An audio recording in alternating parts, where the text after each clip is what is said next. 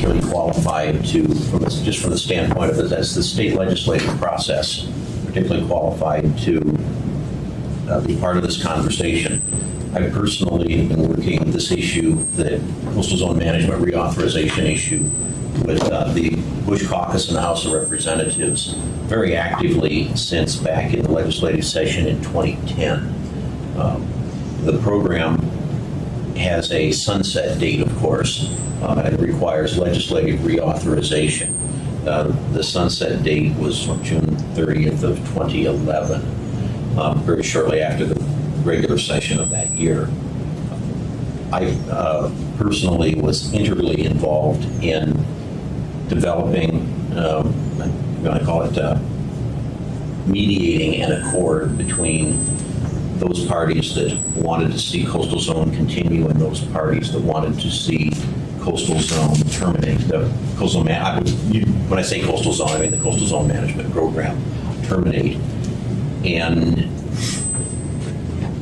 I am here today to very strongly oppose ballot measure 2 and to ask the Assembly to consider passing whatever your resolution is here in opposition to it. and be, doing my best to keep my thoughts on this as succinct and brief as possible.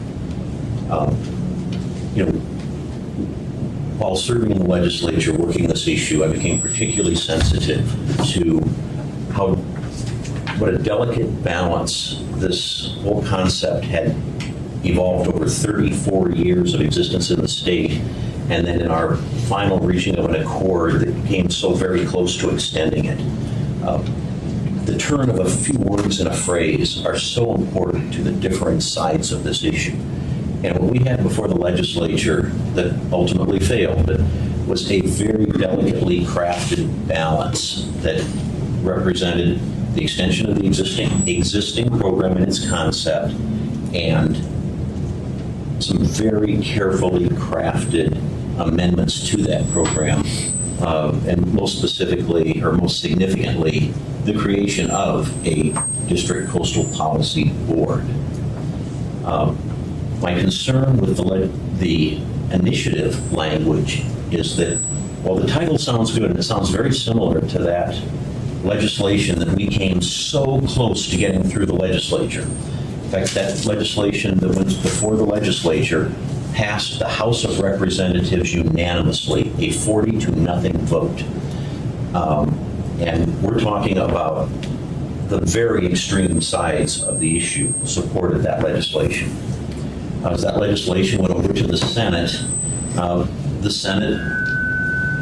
wanted and I'll say from the side, a stronger stance that would be in the interests of the coastal zones, those in favor of additional regulation.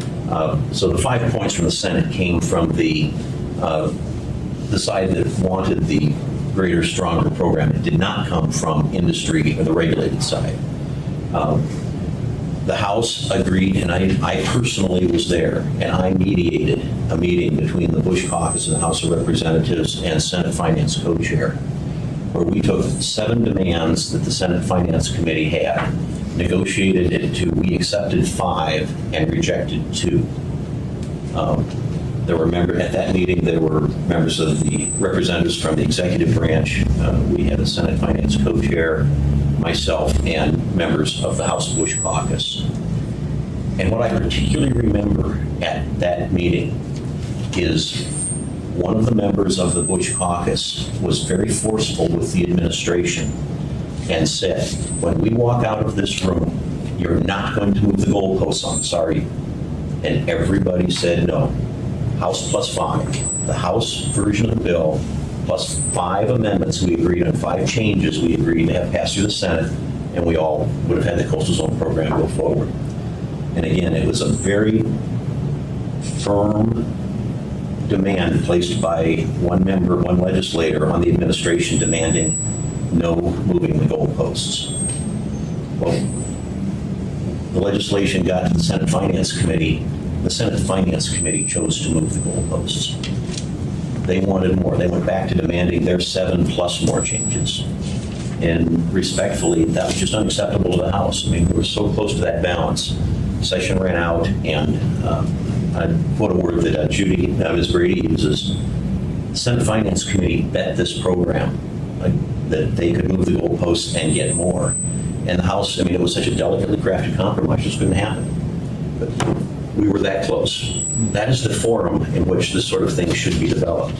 My concern with the specific concern with the proposal before us is it sounds very similar to this proposal that was in front of the legislature that was so close to passage.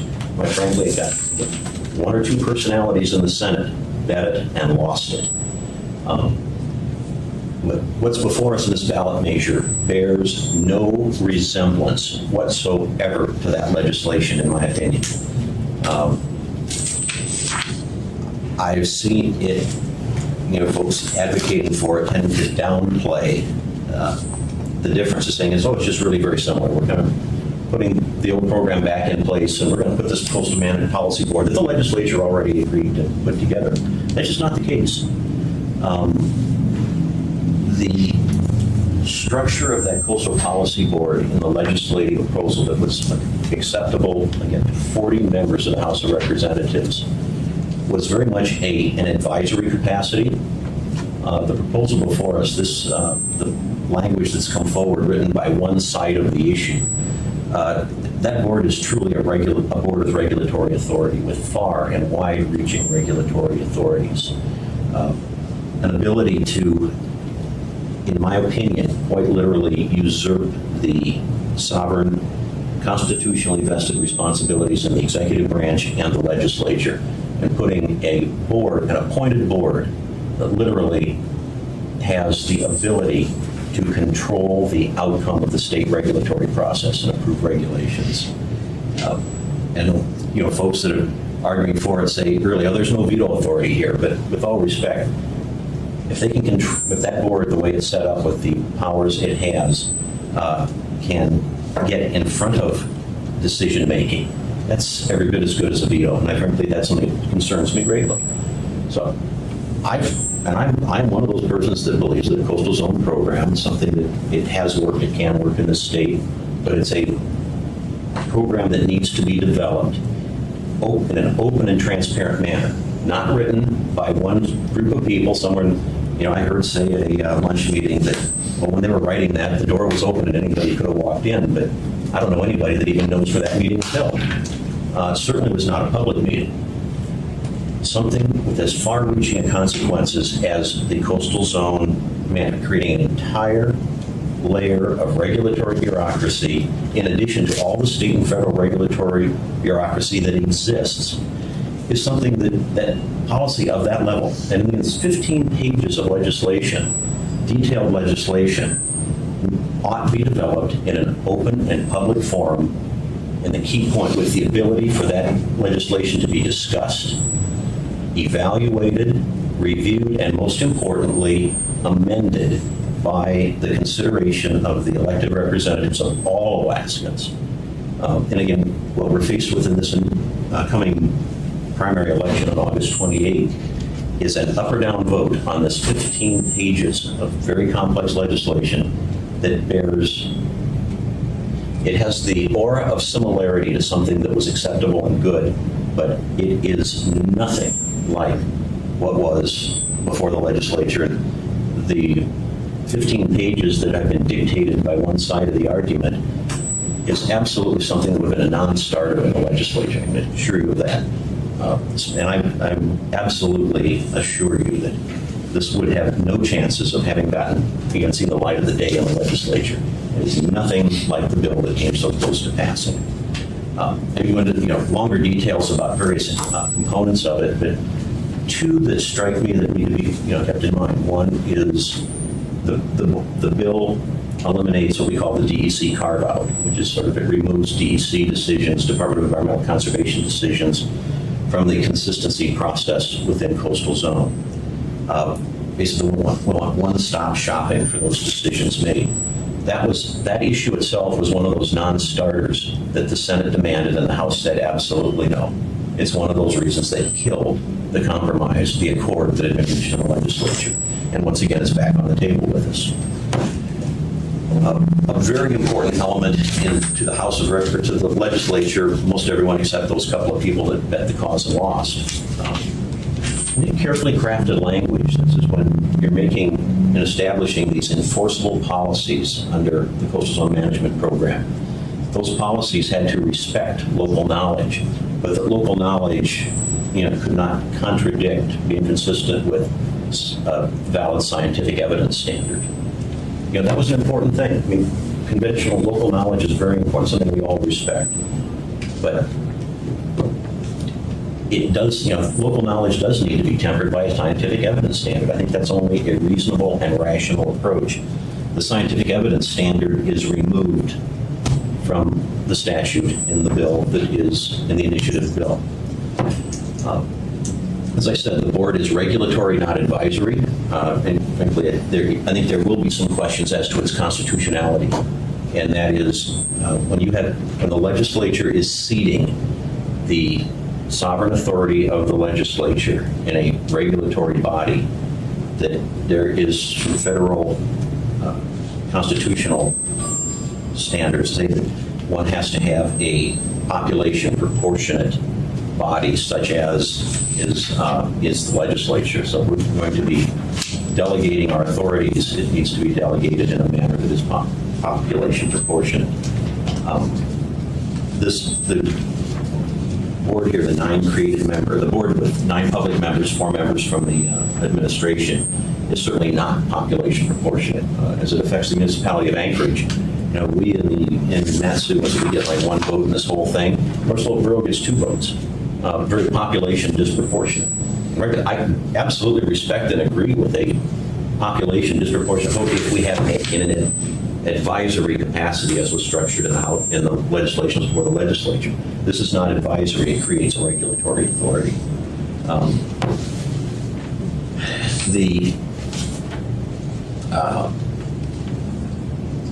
sponsors, I listened to testimony here a couple of weeks ago from the legislature, the hearings conducted by the Lieutenant Governor. And it was acknowledged that this bill is before us. It's a framework. It does not contain detail. It was to be a structural framework, and we were repeatedly told that it left the details to be worked out in regulation.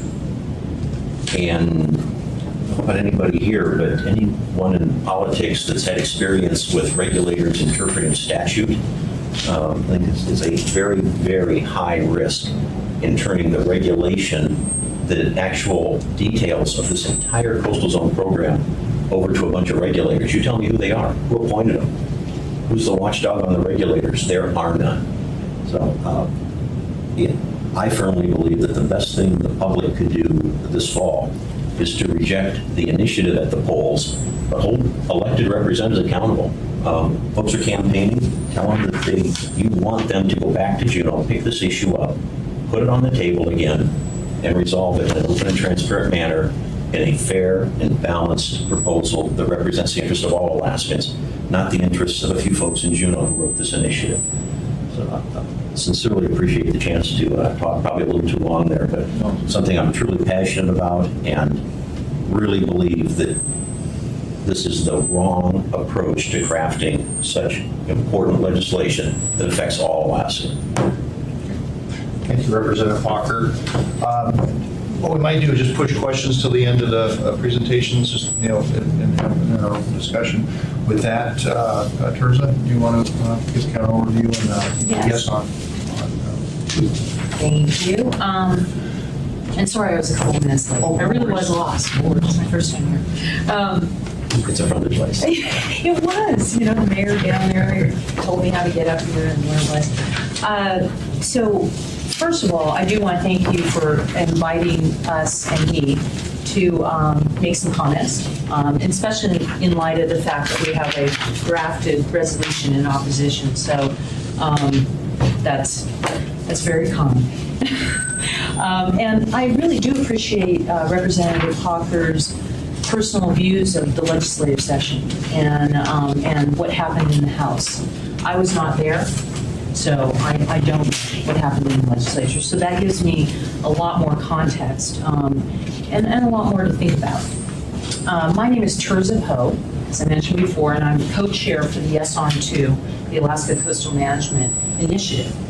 I'm also a local business owner, a member of the Resource Development Council, and a former resource development manager for a large multinational oil and gas company.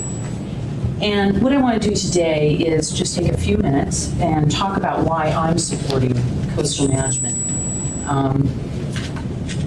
I've spent a good chunk of my professional career working to find ways for resource development companies to work with communities and with states and provinces, including the last 7 years with Shell Oil and then Shell in the Americas. And I worked on the Alaska project, I worked in Canada, and I worked on project teams, including the Greenland New Country Entry team. And I know from my experience that projects are more successful if you have permit coordination. We all wish for that. Early issue identification, and a mechanism to work efficiently with local and state governments to create sustainable projects that benefit all involved. Now, the process isn't always easy. Otherwise, I wouldn't have had a job. Negotiating agreements between communities and states and large resource extraction companies is difficult work, but it can be done, and I saw it done over and over again. It's programs like Alaska Coastal Management that make project development much better and more clearly defined. And from my view, the state of Alaska can't afford to lose this tool at a time of so much opportunity. And communities like Anchorage can't afford to lose it, and frankly, industry needs tools like this to come together with states and local communities. But why should we care? Why should Alaskans and Alaska communities care? Because I've said it before, and I'll say it again, because I, like Representative Hocker, am very passionate about this. We must have a voice in dealing with the federal government and managing our own resources. Now, with ACMP's demise in June 30, 2011, Alaska, with more coastline than all the other states combined, became the only coastal state in the U.S. without a management program. Louisiana has a management program. Texas has a coastal management program. Mississippi has a management program. Actually, 34 U.S. states and territories, all the other coastal and Great Lakes states in the United States have a coastal management program. And they vary in composition. For instance, Louisiana has a coastal management program that includes 19 coastal districts in its management. And with the federal government, again, owning over 2/3 of Alaska and the overwhelming majority of our coastline, we must have a meaningful voice in federal decisions that affect us. Coastal management requires federal agencies to work with Alaska on the best way to permit coastal activities consistent with our values and policies. And for over 30 years, we had a successful coastal management program and a say in federal decisions. Today, that is gone. Now, there were 280 co-sponsors on the initiative, and there were over that would be larger than Anchorage, over 30,000 Alaskans supported the petition out of 37 of Alaska's 40 electoral districts. Hundreds of Alaska leaders have signed on in support of the initiative, and organizations across the state support the initiative. So, I'm going to be very frank and honest. I am mystified by why we are sitting here today contemplating giving Anchorage's voice in federal decisions affecting our coastline away. A good example of the negative impacts of not having a coastal management program is right out our back door. It's the Beluga decision. In 2008, the feds listed the beluga as endangered, and in a suit in 2011, the state of Alaska cited the existence of our coastal management program as a reason why the whales didn't need to be listed as endangered. There was only one problem. We no longer had a coastal program, and thereby dramatically weakening the state's case. A positive to ACMP, to having one in place, is early issue identification, as I mentioned earlier. And it's largely the bulk of the work that I did for Shell and TransCanada before that. Early issue identification keeps you out of court. It allows you to unturf things that may slow your project or stop it in a courtroom. And I've seen it happen to the detriment of Alaska and Alaska's economies. All of North Slope development happened under coastal zone management. The Kensington mine happened under coastal management. The Red Dog mine happened under coastal management. So all of those development projects happened. So, as I'm thinking to myself, I would ask this question. You might ask, why are Alaska industry associations opposing this initiative?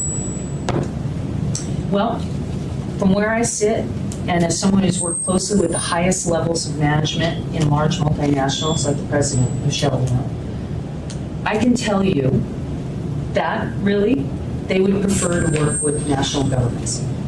That is the easiest way for a multinational to work in the world. If they have to deal with states, They will. And if pushed, they will talk to communities. But it is not the preferred mode of operation. This does not make industry bad, does not make them good. It's just simply how business is done. So in this case, it is up to us as Alaskans to decide what is in our own best interests. Use every tool at our disposal, like coastal management, to ensure development is done the way we want to see it done. Industry will not leave because we have processes in place like ACMP. I will remind you all that significant development in Alaska up until last year happened under coastal management. And although the legislative ins and outs of how we got here today may be interesting to those who play political inside baseball, at the end of the day, all your constituents will know is that Anchorage gave up its local voice at this critical moment in time. Thanks. Thanks, Teresa. Judy, you want to give a rundown? And I think that I put the websites on the email and the agenda, so that's okay. So if anybody got additional questions or issues or endorsements and stuff, so Judy? Thank you. I appreciate the opportunity to talk about this as well. As I said earlier, I've dealt with this for a long time. And first I want to point out that the resource agencies, Resource Development Council, the miners, timber folks, forestry folks,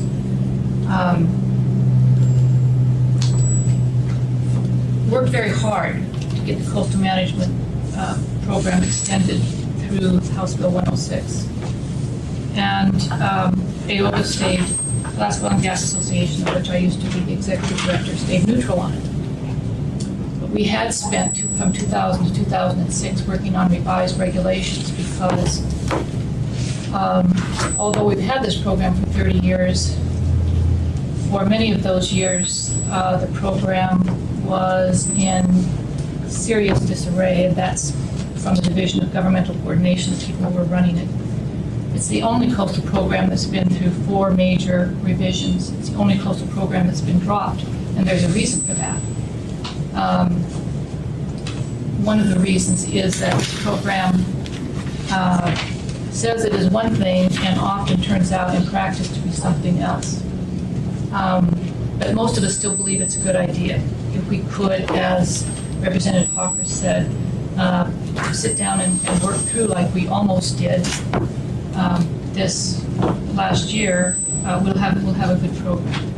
I'm going to talk about some of the myths about this program, and I'm going to talk about, if I have a few minutes, I'm going to talk about the differences between the bill and this program and the previous program. And first, I'm going to talk about why this program is so important. We all know this, but I'm going to say it anyway because it sets the context, why we even care. Because this ballot measure will directly affect gas exploration and development in Cook Inlet, oil and gas exploration and development on the North Slope, this is Fitna-Wantana Dam, transmission lines, new roads, harbor projects, port projects, gas lines, cabins, docks. Any project within a coastal district or that might affect a coastal district on state, municipal, private land. Everybody thinks that this is a federal thing. This is a federal law, but the feds exclude all of their land and OCS lands, by the way.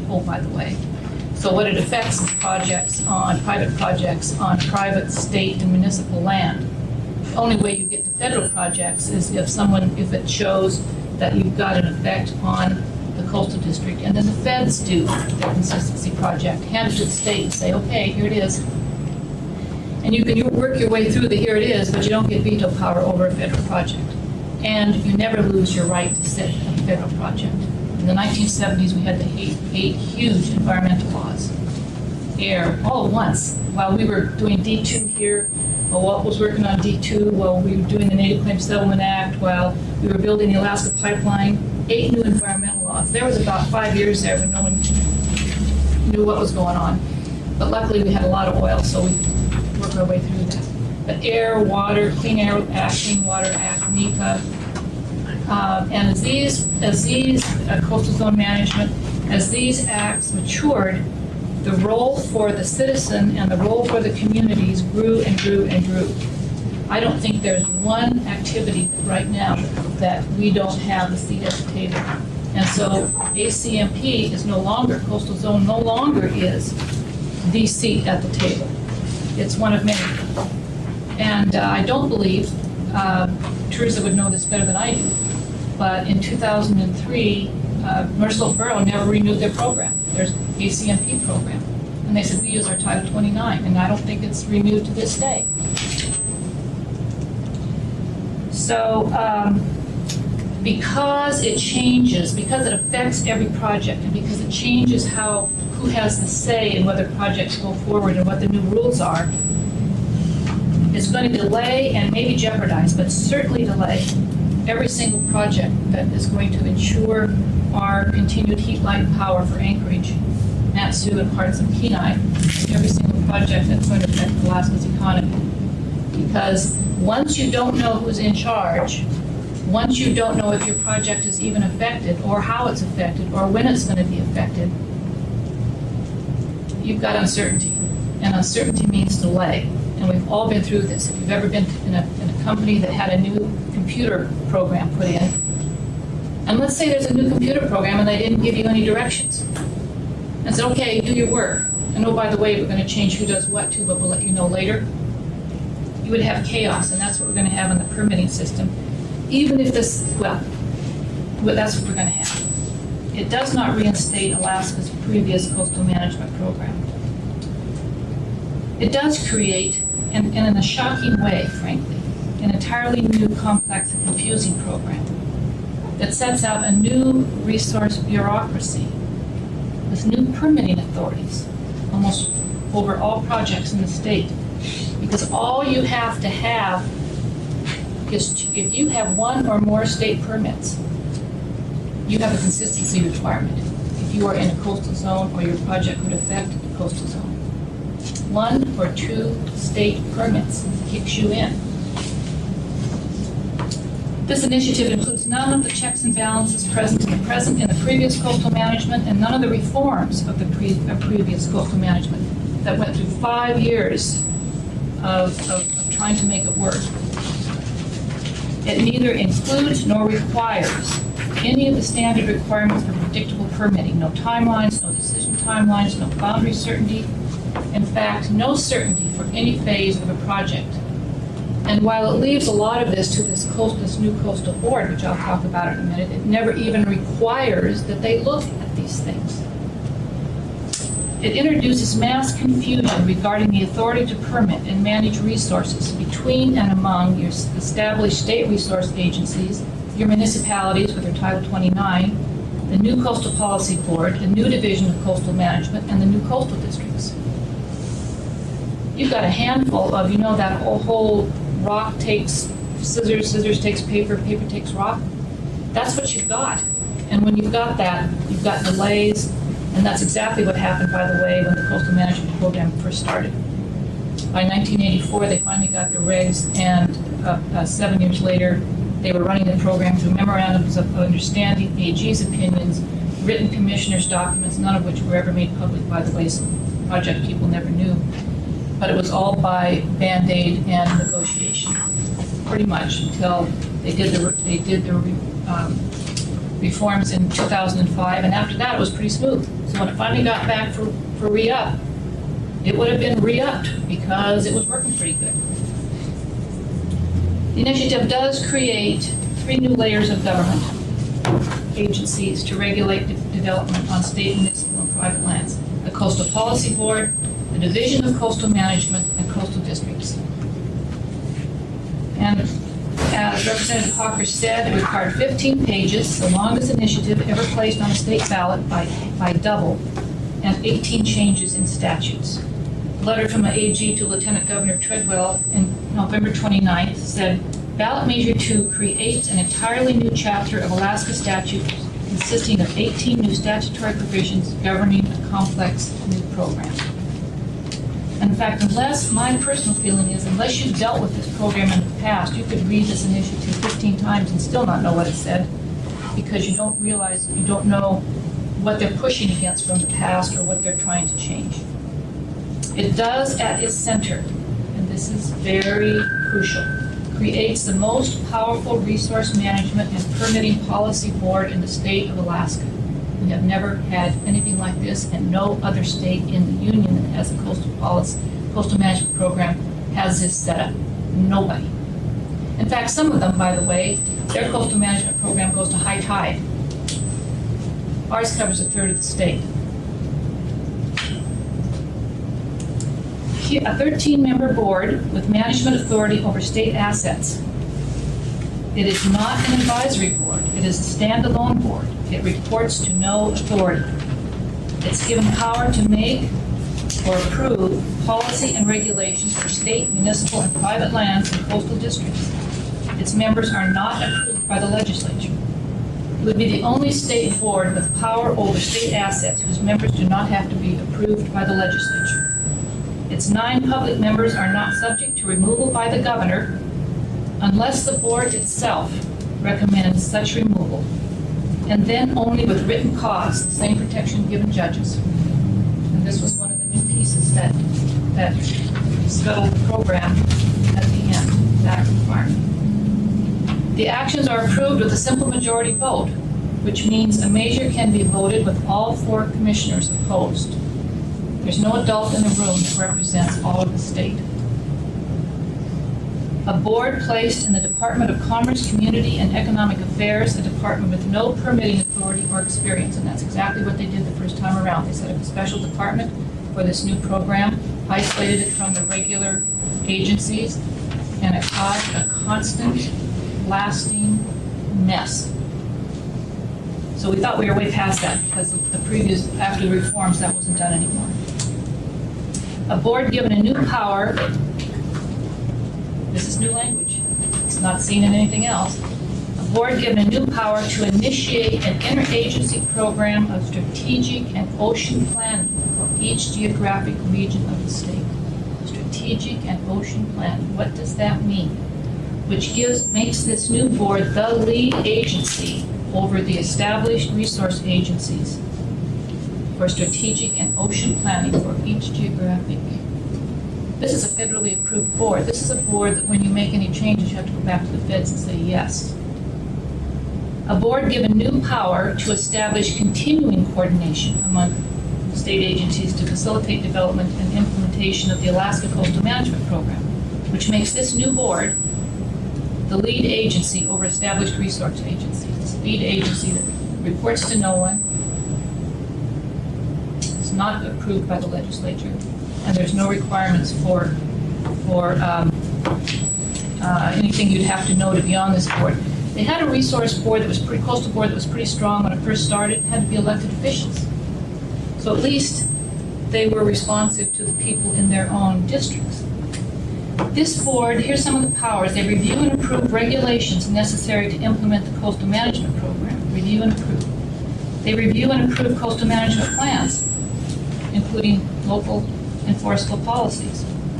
They can take any reasonable action necessary to carry out the provisions of this chapter. So who decides reasonably? They report to no one. They approve regulations necessary to implement coastal management, which then will be adopted by the new division of coastal management. But they have to approve them first. So what kind of regulations? Statewide coastal program standards, the criterion process for preparation and approval of district coastal management plans, consistency review procedures, including review of activities proposed or permitted by a state or federal agency. It gives them power over state and federal agencies. The types of activities that will trigger a consistency review. This is a board, this is incredible. This is absolutely incredible. And for this reason alone, the setup of this board with the way, and it's true that Anchorage does get one vote. Anchorage and Matsu has one vote. Nome gets one vote. Because the way it worked out, see, Nome with 3,695 people get one vote. I think Representative Hawker, that the North Slope Borough may only, and the Northwest Arctic Borough may between them only get one vote. I don't know if they get two, but no one gets one. Bristol Bay Borough and Lake and Peninsula Borough get one. Kodiak Island Borough and Aleutians East Borough get one. Municipality of Anchorage, which has 296,000 people, and Matson Borough, which has 91,000 people, the two of them get one. The Kenai Borough gets one. Cordova, total. Cordova and Valdez get one. Yakutat, Juneau, and Sitka get one. And Ketchikan Borough gets one. So when you begin to see where the votes might line up, you could literally because they have power, because this board has so much power over policy and permitting, you could tie this state in knots, and every project that's out there now in knots for literally years. And we don't even know when it starts. This initiative, unlike every law I've ever seen, has no starting date. The coastal districts come back immediately. I don't know what they're going to do about the North Slope Borough because it says the approved ones, and if they didn't get theirs approved, I don't know what happens. They don't seem to care anyway because they use their Title 29 so effectively. And you can check it to see if they're TERS and let me know if they got theirs approved or not, or if they can care or not. By the way, the mayor of the North Slope Borough approved compromise in 106. So here's some myths about coastal management, about what people are saying. It is a voluntary program. You don't have to have it. You choose to have it. It's a federal program. Alaska, that by the way, does not lose its ability to comment on and review projects in federal waters offshore. And in fact, the beluga whale move toward critical habitat and endangered happened all the years that we had coastal management, because I was very much involved with that. And the feds didn't care. And as a matter of fact, the North Slope Borough was interested in joining in critical habitat findings on polar bear, because they were opposed. And they found out that the feds were not at all interested in having a seat at anybody in Alaska having a seat at the table on these kinds of issues. The Attorney General has said that the authorizing language of the Federal Administration Act, the National Environmental Policy Act, and a number of other acts gives us lots of seats at the table. And it does not give veto power over federal activities. Federal activities have to be consistent to the maximum degree possible. We will continue to have, we will continue to have a voice where we're concerned about it. It's not a requirement. Senator Begich is on this, and our own assembly last year talked about this in their piece. And there's some myth out there that you have to have coastal zone management to get a deep water port. No, you don't. I don't know where that information came from, but it's not true. And it's also not connected, which our planning department said, with federal OCS revenue sharing. The planning department said, oh, we really like this program because we get $30 million from OCS revenue sharing. Well, as you all know, we don't have OCS revenue sharing in Alaska, but more than that, the program they're talking about is an entirely different program under the Department of Interior and has nothing to do with coastal management. So if you look at old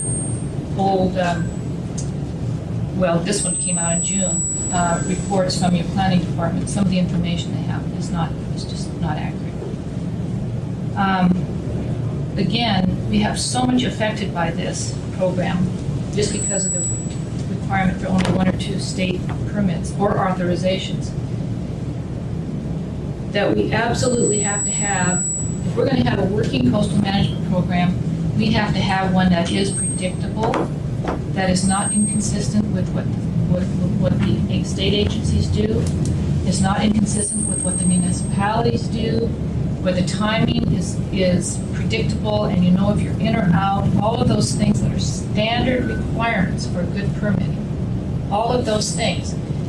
And we were there. We made a lot of mistakes in the coastal management program through the years because, for one thing, unfortunately, it sets up the environmental development thing and it sets up the agencies against each other. everybody's trying to do Christmas trees, so they get a little more, it's normal, it's human. But plays havoc with your permitting system when that happens. And we don't have 2.1 million barrels a day coming out of Prudhoe like they did when I was commissioner. We don't have lots of gas being delivered out of Cook Inlet anymore. We can't afford any delays, and we can't afford unpredictability, and we can't afford programs being jeopardized. So the only answer to this for those folks who say, yeah, I think coastal zone is good, and it's been good lately because we reformed it. And there was, by the way, no legal actions during the last 5 years after the reforms. There was big ones before that. So we can put together a good coastal management program. We did after making a lot of ins and outs and running around the block. But it's not this one. It can't be this one. If this one passes, I don't believe it will. I believe we will be in court, and projects will be in court for the next 10 years. And I will tell you, being head of the energy committee for the mayor's energy task force, we have about 3 years to get more gas out of Cook Inlet. If we get any projects delayed or stopped there, we're going to be importing LNG. That is, if we can get permits through coastal zone to land our barges. This is not, oh gosh, making things up. This is real serious. This is real serious for us. So support coastal zone. Worked hard to make it work. We'll continue to make it work. Can't work with this. As Representative Hawker said, this is yes or no, up or down. There's no use saying we can make changes in 2 years. 2 years will be too late. You will already be embedded in an agency that knows nothing about permitting. It will already have its board in place. There's nothing you can do but kill the program and then start over again. So I'm laughing, but I'm not laughing. I feel physically sick every time I think about this.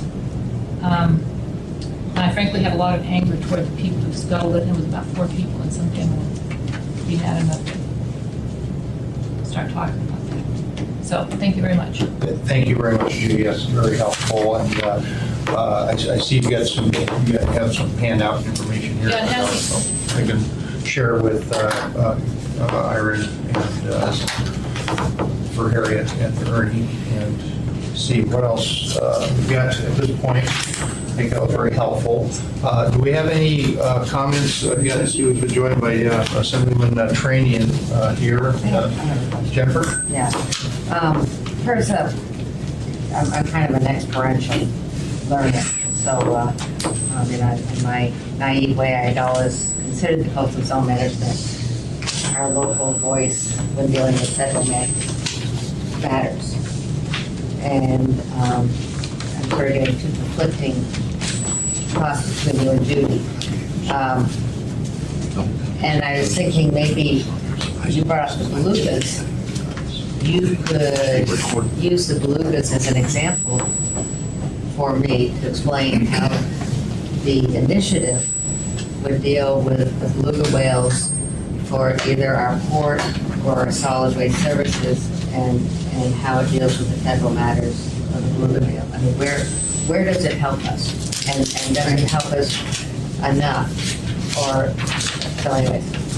Yeah, well, I'm not going to crystal ball this and say this is how it would occur under the initiative, but what we can look at, which is really a solid sort of reach out and touch it, as you say, is the fact that the state did use the coastal management program as a reason why we could come to this determination and manage our own population of belugas, that they did not need to be listed. And the letter back to the administration from the feds is, you don't have a coastal management program. So we have no assurance that you're actually going to look at management of belugas. So with the initiative versus the House bill, there wouldn't be any difference with that. I mean, Oh, gosh. That would be a sweeping statement, and I really do try to avoid those.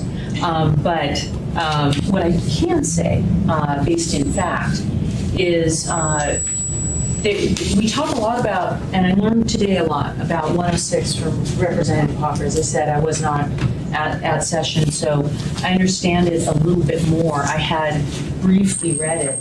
I also read, and I'm going to ask a question because in all of these I've never been able to ask a question, is the bill that was last in the legislature. And forgive me, I was in Canada for the 2 legislative sessions in which they grappled with this and could not come to an agreement, arriving back just in time to see this last session occur. In this last session, the bill that I saw going around was HB 325, and it was sponsored by Osterman, Republican representative, and in it very closely resembles this initiative.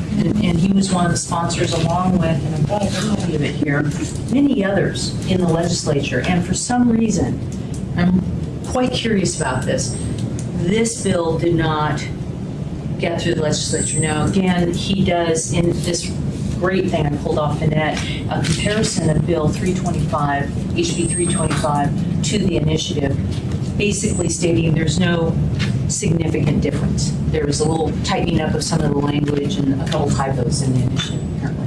So what is the difference between the last bill in the legislature you guys were grappling with, this one sponsored by Republican Representative Osterman, and the initiative? I mean, what stopped that whole process? Go ahead. Thank you, Mr. Chair. You have to remember, the bill we talk about had passed the legislature 40-0, which had been that wide bipartisan and bicameral support, was House Bill 106, and that was in the legislative session in the spring of 2011. That legislation went through a complete and total committee process in the House of Representatives. It started out, that House Bill 106 started out as a bill introduced at the request of the governor, and all it was a 6-year extension of the Coastal Zone Management Program in Citus, exactly as it existed. That bill got in the hands of the House Resources Committee and was substantially rewritten by Representative Seaton. That's when it added these major and quite controversial changes, specifically the Policy Board. That legislation, and through the legislative process, went to the Finance Committee, where it underwent further revisions. Frankly, and again, I was integrally involved in there. Went to the floor, passed the House. As I said, it was a bill that underwent umpteen hours of public hearing, public testimony, evaluations, revisions, and amendments. Negotiation went through an open and transparent public process. It failed. It ultimately was not passed by the Senate, and the Coastal Zone Program terminated June 30th of 2011. Now we come to this most recent legislative session, where, as always, any legislator can write any legislation they want and have it introduced. The House Bill 325 that was introduced by Representative Osterman. It was dictated by him. Before he introduced it, Representative Osterman came to me personally and talked to me about this legislation. And he said, look, Mike, I'm just introducing a bill that looks as close to the initiative as I can get it, so that we have a place to begin to carry on a conversation. That legislation, I don't know that it ever even received a hearing in the, did it? There were no hearings. I want to apologize. I believe we've been joined by Mayor Vitello, right? That's correct. You're welcome to step and pull up a chair and join us at the table. This is an informal gathering. Thank you very much for joining us. And go ahead. Yeah, Mr. Chair, it was one legislator's dictate dropped on the table. Again, I don't recall if it actually had a hearing or not, but it never went anywhere in the legislature. It never went through a full committee vote, review, evaluation, amendment, change. It did not move through the finance committees. It did not cross the floor. Frankly, it's no difference than any other bill that is introduced by an individual legislator to, say, raise the flag and see if anyone salutes it. So House 325 absolutely has I don't believe it has any credibility in the standpoint of legislation that had any open public support. The people that, any number of individual legislators that said, yes, we like this, they like that version. And that was a version that it was so unacceptable to the balance of the legislature, it was never heard. The reason it was not heard, and this is an important point here, why did it really not get a chance to be heard? I mean, people say, the legislature really wanted to see a coastal zone program move forward. Why didn't you hear it? Why didn't you write it the way you wanted to? Why didn't you amend it and make it look like what the bill that almost passed and sort out those 5 issues again and pass the thing? The reason is that the Constitution of the state of Alaska does not allow that. I have a legal opinion from our legislative council to this effect, and the concern is that in order for the legislature to to preempt an initiative petition, the legislature has to pass legislation that is substantially the same as the legislation or the language in the initiative petition. And our council pretty much concluded that we did not have much latitude to make those sort of change. Those very important, very important policy changes that would have been required to make that legislation something that could have passed both bodies. So 325 that was brought forward was a very polarized piece of legislation dropped into the process. It allowed us to take it to legislative legal and have them basically say, look, guys, if you want to make much of an amendment to that, you really want to go back to the version of House 106, you're probably not going to pass constitutional muster. So again, it was tilting at windmills is kind of what 325 was. Well, thank you. Debbie, do you have any questions? No, that was particularly informative, that last comment by Representative Hawker. Thank you. Thank you. And again, welcome, Mayor. Welcome to Anchorage, and I'm sure this is, or hopefully this is helpful for you. Thank you, Mr. Chairman. I really appreciate the opportunity to make a couple comments and perhaps to respond just very briefly to Representative Hawker's comments about House Bill 325. It actually did have a hearing in House Resources Committee.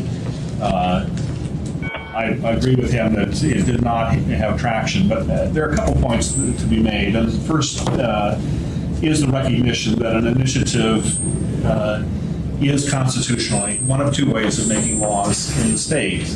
It is a bypass of the legislature and constitutionally recognized of equal status, which in part explains the question about where's the public process. Well, no, they're not hearings, and I think it would be fair to say you can't point to any initiative that's been conducted in the state that was a result of public hearings leading to language going on the bill.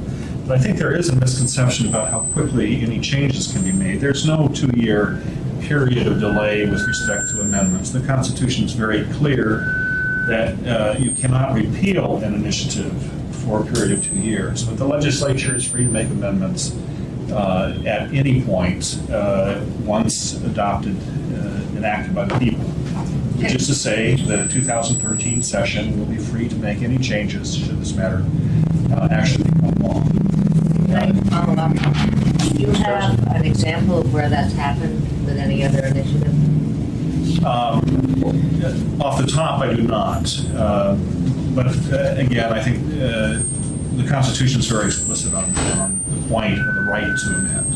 So you could amend, the amendment would have to follow the intent of the initiative, though, right? The legislature, by the interpretations that I've seen, and again, I'm certain that the Assembly has access to independent legal counsel on that.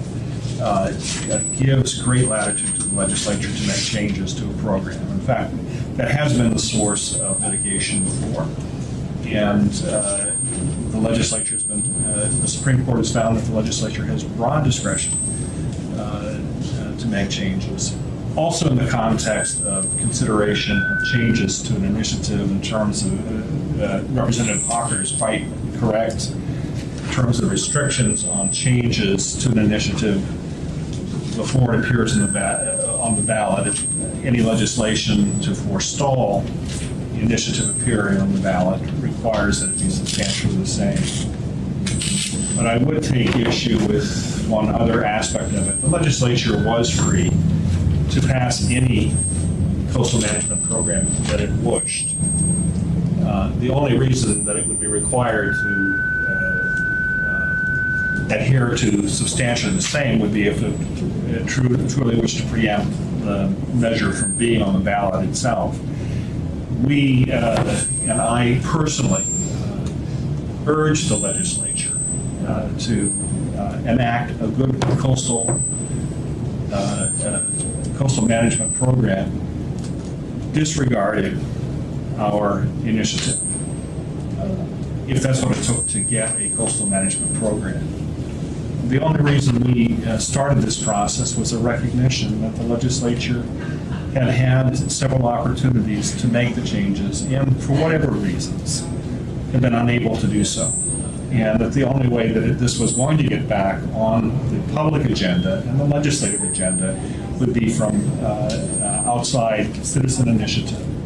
And our fervent hope had been that the legislature would have taken up the challenge in 2012, chose not to. And again, there are reasons for that as well.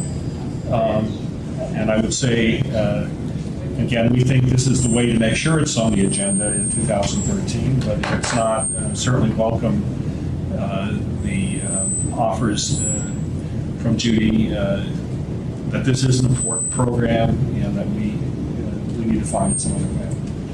Judy? Mr. Attorney General, Mr. Mayor, Mr. Made Alaska what it is today. Number one, I guess I'm truly amazed that you would say that and of course with your background, I feel foolish saying this, but that this legislature can make substantive changes to a bill within 2 years or even after 2 years. I cannot, because we had lots of people looking at this, lots of attorneys, lots of, looked at Alaska law, looked at the Supreme Court law, there was 2 or 3 of them, and it looked to us like absolutely could not. You can tweak a little bit, but you could not move that. You could not move the board back to an advisory board. You could not move it out of Department of Commerce and Economic Development back into natural resources. I mean, you couldn't do that kind of thing, even after it passed. Absolutely you can. And if it's possible just to get a copy of title, the Alaska Constitution, which is in the first volume of Alaska statutes, if you have that handy, I'd be glad to point. Anybody have an iPad? I would, if that is the first time I have ever heard anybody say that, including the recent past Attorney General. So I'm interested in where that's coming from. And my question to you, I guess, and the people who wrote this, like I know Lisa was very involved in writing the regs for 1984 for the program, I guess. She's not old enough, I should say. For the I wonder about that myself. for the but those turned out to be, I'm sorry, but they turned out to be kind of a mess, mainly because it was our first attempt at trying to struggle between department authorities, coastal district authorities, a new board authority. So why when, if the bill hadn't passed, why didn't the initiative just do House Bill 106? Because that's the one everybody had agreed to, except for like 5 folks who wanted more power for the districts and wanted whatever they wanted, everybody Christmas tree. But, so why didn't you just use that? If it was so important that you have it, why didn't you use what had passed, what the mayor of North Slope Borough had approved, what all the other mayors had approved, I think except City still didn't like it, but they never liked anything that had to do with coastal management very much. Ketchikan too. So why didn't you just do that? There are, Mr. Chairman, several different people who were consulted, including the minority leader, who of course has been a major part of this effort. We contacted several senators. It wasn't 5 people in the legislature that were objecting to HB 106, and I think that Representative Hawker knows that the House minority entered into it with extreme reluctance, hoping that it would pressure an opportunity for compromise between the House and Senate. And you mentioned North Slope Borough. North Slope Borough, as we were starting to work on this, expressed the view that this was 106 was absolutely not the starting point. Our sense was that we wanted to put out a package that would challenge the legislature to struggle on this. And we tried to put together what we thought would be a very good package. We disagree on it, but we think it's a good package. Go ahead. This is fascinating because, of course, I have the testimony from Marietta saying, you know, all of us struggled with 106, and we all, you know, wished we had something else in there, and because we were so interested in the coastal zone. I know the minority leader, right after she voted for it, you know, sent her little small ideas for kind of small technical changes to the Senate, you know, which was part of the strategy to blow it up. So you did take a chance. You did bet the farm. You did bet the program that you all say is so important, on the chance that you could get more, because the House had agreed to 5 more things and they didn't want to, and the resource groups had all said, okay, we're still sticking with you on 106, and dang, Mayor, this was bad, and if it turns out it's still going to be, if you voted for it, it's still going to be a thing, then I'm sorry about this. Would it be possible to get the citation, since I don't have a copy of the Constitution? Yeah. Okay, if you could just email that to us, or, Be delighted to do that. yeah, no, that would be helpful. Other questions? Representative Hawker? If I might respond to this question about legislative changes to initiative petitions. I'm not an attorney. I don't pretend to be one, and I know we've got learned attorneys present, but I am a legislator, and I have been through these issues in recent years. I can assure you that as a matter of course, as a matter of what is just truly the reality of working in the legislature, legislators are loath to touch an initiative. There's such incredible respect for the initiative process as it's intended to be a case where the public can completely override the legislature. And the intent of that constitutional provision is that, again, we have a hands-off requirement. Last time I recall this occurring, or most recently, were changes and amendments to the cruise ship tax initiative that also was a very long, lengthy piece of legislation that passed. People said, oh, tax the cruise ships, great idea. But there was also a lot of stuff in there that folks didn't realize, didn't think about. And there were elements in it that, quite frankly, were completely unworkable. As we in the legislature considered changing those elements, we were advised by our counsel that we had to be extremely cautious not to change the substance of the initiative. Tweaks, even awful, if that's a legal term, but tweaks, something like that, something, fixing an inconsistency, but to make a wholesale policy change was something that we were counseled would be subject to constitutional challenge. So I mean, that's just one of those. It's a grave concern to me, and as the public considers this, when we're being told that, well, yeah, we know this, the legislature probably needs to go in and make a bunch of changes. What changes? There's also a practical matter to this, and that's coastal zone management programs. A state's program has to be submitted to the federal government for approval. That approval is a 2-year process. I think it's a NEPA approval that's required for this. And when you submit it, then you got to submit the program as it's passed. Well, I'm quite frankly not sure what happens if we start making changes after we've submitted the program to the feds. So I think, there, again, more complications that need to be questions raised, discussed, evaluated, open a public forum so that, complex legislation should be properly amended to reflect the information gathered when one puts all the facts on the table and researches them, which is what, again, we just don't have here. We'll let regulation fix it, let the legislature fix it. I don't trust the legislature to fix it. Bruce, I have a question, just a timing question. When you and others started to work on this with the Municipal League, it was discussed as an advisory program. How did you turn it from that into where it is in this initiative now? How'd that happen?